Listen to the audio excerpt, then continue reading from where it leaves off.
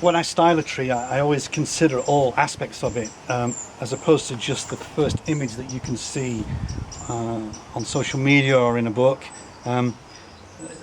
Clearly there is a better viewing position for a tree, a front of a tree, but I like to certainly create my trees in 3 dimensions, and that's how I enjoy them in my garden. And if this is a very good example. If you look at this tree, you know, it does look good from all sides. It is completely full at the back. There is nice branch structure. There's a young shoot there, you can take him out. And there's good movement on all sides, as you can see. There's some new shoots, we'll pull those out. Didn't see those when they were on the bench. This tree's nice and healthy. It has had one trimming this season already. But again, for me, 3 dimensions is really important in styling your tree.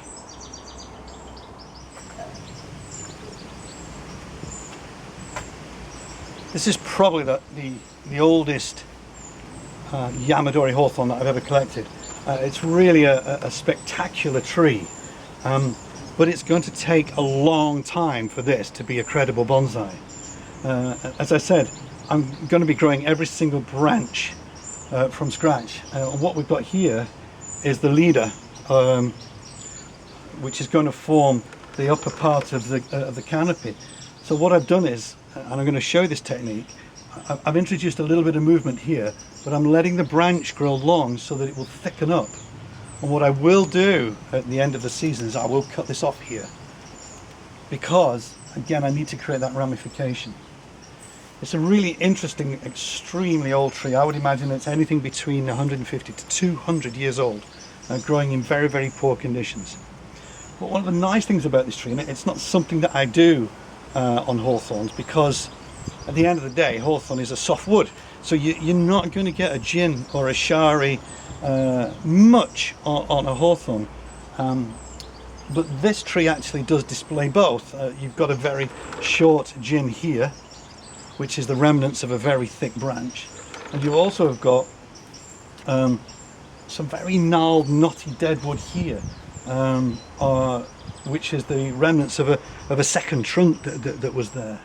This has not been carved at all. It's never seen a machine. And what I'm going to do with this is I'm just going to let it rot down naturally, because this is an integral part of the tree. So while this is rotting down, the canopy is going to be growing up, and I'm going to enjoy the many years of development of this tree.